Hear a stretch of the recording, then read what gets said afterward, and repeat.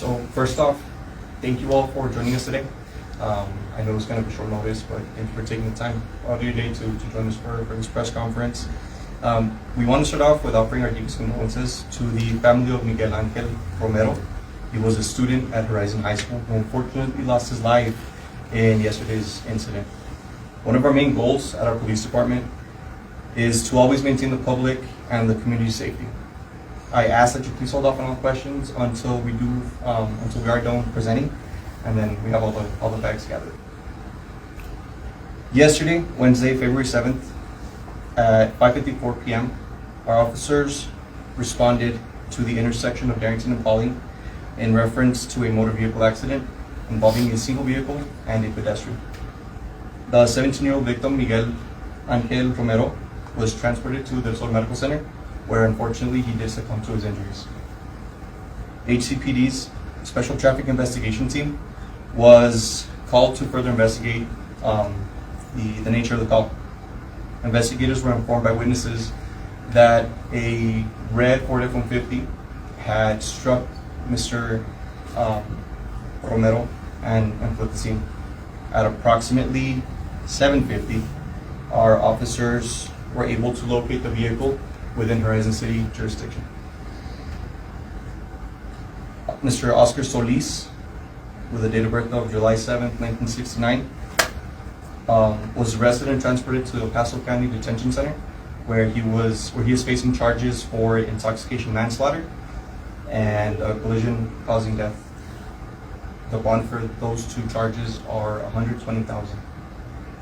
Oscar Solis does have two previous convictions for driving while intoxicated for the years of 2003 and 2021.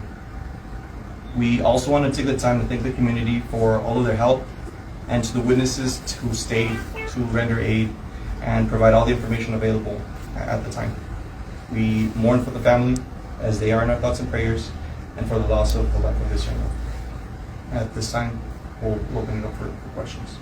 Do we know what, I guess, surrounding how this happened, or obviously we know it was a hit and run, if you would say, better lack of words, but do we know why Mr. Romero was there, or do we kind of know anything like that? The nature of the call was that a vehicle who was traveling on Pauling turned left onto Darrington, which is going down that way, and at that time is whenever Mr. Romero was struck by the vehicle. Was he crossing the street? As to what the witnesses stated, he was crossing the street at that time. Do you have the age of the victim? 17 years old. So he wasn't using the crosswalk? He was using the crosswalk to get, it's right there at the gas station on Pauling and Darrington, and there's a pedestrian crosswalk. Was he in the right of way? Was the walk sign on, or was it? We do not have that information. Like I said, it's still under investigation. So once we do get more details, we will be releasing that. But as of right now, I don't have that information. Do you know if Solis does he live here in Horizon City? He is a resident within our jurisdiction, yes. Did you all conduct like a breathalyzer test? I don't know if you could provide the results of that. I cannot, just because it's still part of the investigation. I can't get ahead of myself and give any details that might affect what we're doing as of right now. So what would you all say you all are doing as an agency? I'm very familiar with this area. I live nearby. I've seen a lot of crashes. Last year there was the deputy who was involved in a crash. What would you say you all are doing to kind of alleviate or prevent any accidents like these from happening? Well, we always try to be proactive. We don't want to wait till tragedy strikes for us to go ahead and do something. So our officers are always patrolling the streets. And it's a lot of things that entail what we do. As we're patrolling the streets, we're also looking out for the neighborhoods.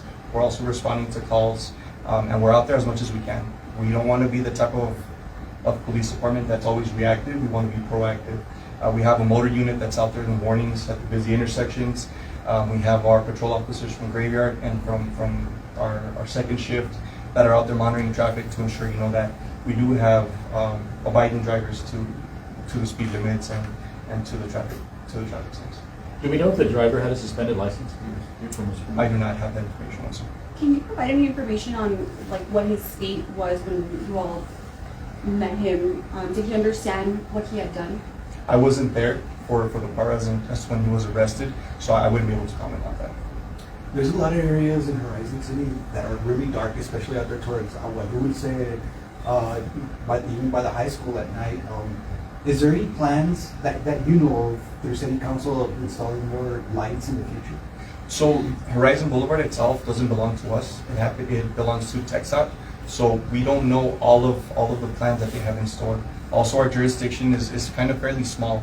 Our jurisdiction is about 9 square miles. A lot of people think that we extend from the freeway all the way to the Aguas, but we're actually a smaller jurisdiction. For Horizon Boulevard itself, I know they've been installing lights as time goes by. We see the medians that are being put up. So they are working on Horizon Boulevard itself as to what the end plan to see how they're going to finish the project. I don't have that information. Can you talk about if drunk driving is a problem here within Horizon? I think drunk driving should be just seen as a problem everywhere. Even if you have 1 call a year that we respond to, or 100, and that's part of what we do here in our department.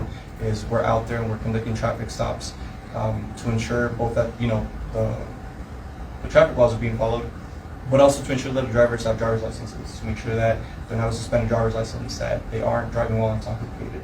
So I can't say that it is or is not a problem, but it's not something that's taken lightly, and we always do what we have to do whenever we face that. Mr. Solis also had some previous charges. He's also had another DWI previously. So are you able to comment on that? I know other people have already gotten word of it, and they have tons of things to say. So can you, as a department, talk about that? The convictions weren't done by our department, so I can't speak to the investigation, what the convictions resulted in being, or as to why it's all the nature of those calls. But I can say that we always stress for our drivers to look for something else other than getting behind the wheel once they've been drinking. We have so many things that are out there for people to avoid this kind of tragedy to happen. We have Uber, we have Lyfts. You can ask for a ride, you know what I mean? I know that there's programs that are still in place right now by Uber where you can get a free Uber ride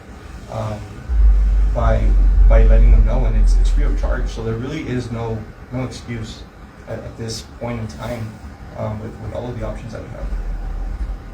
I guess would it be normal for you all to kind of go through this investigation and find Mr. Solis within 2 hours of the actual accident? I'm sorry, can you repeat that question? You all were able to track down Mr. Solis within 2 hours. Is that kind of your normal response time for an investigation like this, or? It's a case-by-case scenario. I can't say that we're always swift to find out exactly what happened. Some take longer than others. Fortunately, we did have witnesses that were able to kind of guide us as to where the truck went, what the description of the vehicle. And it's the second time, and with other things, they've been able to help us out in being able to find someone that we're looking for.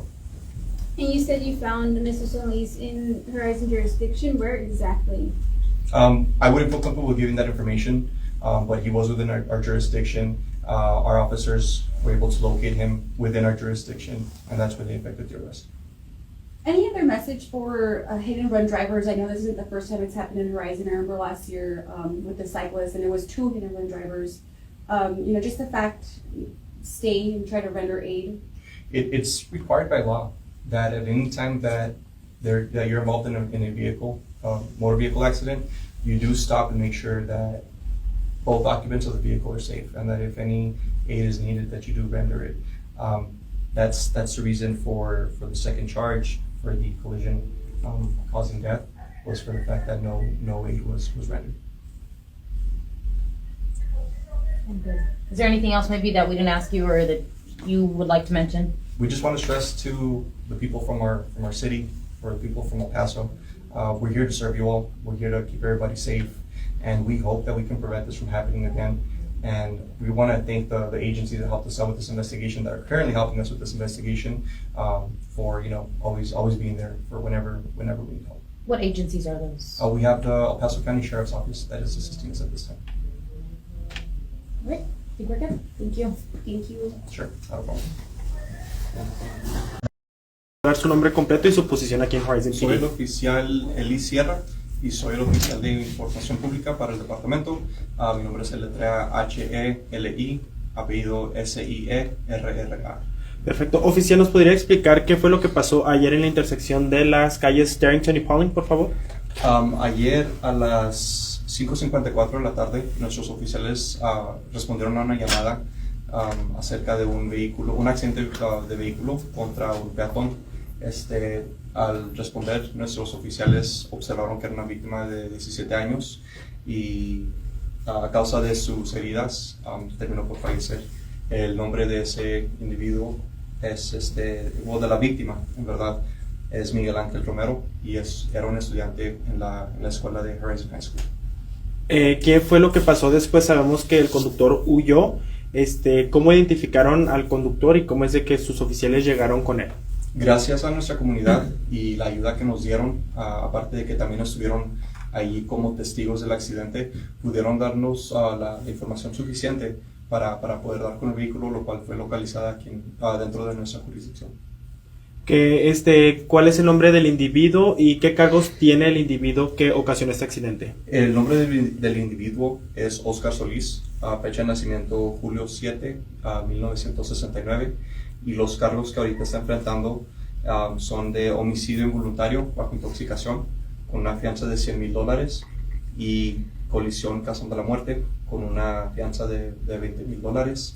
También nos hemos dado cuenta y al tener nuestra investigación que el señor Solís ya tenía 2 convicciones previas en el año 2003 y en el año 2021. ¿Qué pasa cuando alguien tiene un accidente? ¿Qué es lo que tiene que hacer tanto, obviamente la víctima que está involucrada, pero qué tiene que hacer el conductor que ocasionó los accidentes? Es requerido por el estado de Texas que en cualquier situación de un accidente se tiene que asegurar de que los 2 conductores de los vehículos y los pasajeros se encuentren a salvo y si hay alguna herida que se le dé la ayuda apropiada, ya sea por llamando a una ambulancia, llamando a la policía, y es parte de la razón por la cual hay un segundo cargo contra el señor Solís por el hecho de que se dio la fuga y no se quedó en la escena para la situación. ¿Qué recomendaciones le tiene a los conductores? Primero que nada, no a los conductores, sino a las personas que van a salir a tomar. ¿Qué le tiene que decir a esas personas? Hay demasiadas opciones para manejar ebrio. Hay muchas soluciones, hay opciones. Tenemos Uber, tenemos Lyft, familiares que nos pueden dar un ride, un aventón. Simplemente hay demasiadas cosas que podemos hacer para prevenir este tipo de tragedia. ¿Y qué está haciendo el departamento de policía de Horizon para evitar este tipo de accidentes y para así evitar poner a más miembros de la comunidad en riesgo? Nuestros oficiales siempre están activamente patrullando las calles, ya sea durante horarios donde hay mucho tráfico o simplemente durante la noche para asegurarse que los vecindarios estén a salvo. El hecho de que esto haya pasado no es algo que va a causar que nosotros empecemos a patrullar las calles más, es simplemente algo que ya estamos haciendo. Desafortunadamente, el conductor del vehículo, el señor Solís, decidió manejar ebrio y causar esa tragedia. El muchacho tenía 17 años y murió de sus heridas. ¿Murió en la escena o en el hospital? Él falleció en el hospital. Ok. ¿Listo? Bien. Good. Perfect. Muy bien. Sí, es que ya sabes, las entrevistas en inglés y no repetir.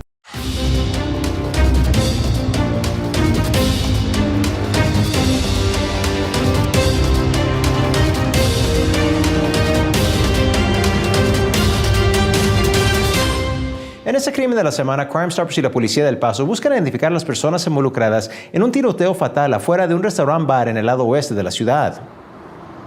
El domingo 15 de octubre a las 1:54 a.m., una disputa que inició dentro del Jaguar Restaurant Bar escaló a un pleito físico afuera.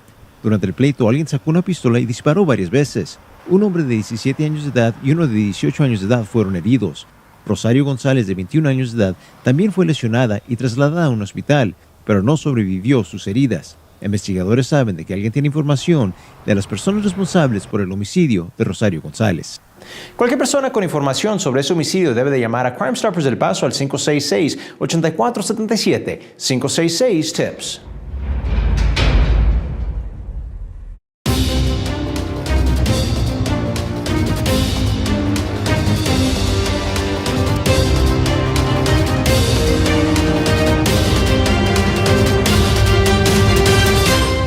In this Crime of the Week, Crime Stoppers in the El Paso Police Department are looking to identify individuals involved in a fatal shooting outside of a restaurant bar in West El Paso.